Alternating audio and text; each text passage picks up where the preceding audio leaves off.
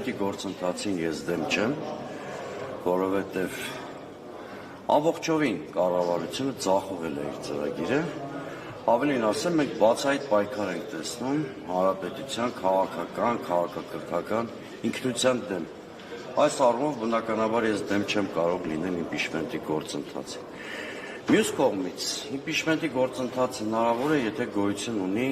համաժողովրդական հուժկու շարժում։ Ինքնին հասկանալի է, որ առանց նման շարժման իմպիչմենտի գործընթացը հաջողել չի կարող։ Երրորդ կարևոր բանը, որ պիտի ասեմ, դա այն է, որ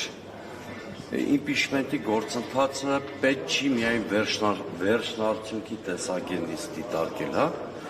իմպիչմենտի գործընթացը ինքը բազմաշերտ գործընթաց է, որը առաջին հերթին ընդդիմությանը թույլ է տալու օրակարգ թելադրել։ Ասում եմ, պետք չի վերջնարդյունքի տեսակետից միայն նայել այս պրոցեսը։ Այդտեղ կան բազմաթիվ միջանկյալ փուլեր, որտեղ կարող ենք մենք իշխանությանը թուլացնել, հարվածներ հասցնել, ի վերջո կարող ենք օրակարգ թելադրել, ընդդիմությունը կարող է առաջին համարով հանդես գալ, եւ վերջին միտքը, որ կասեմ հստակ, երբեք չի կարելի հակադրել իրար իմպիչմենտի գործընթացն ու դրությունները։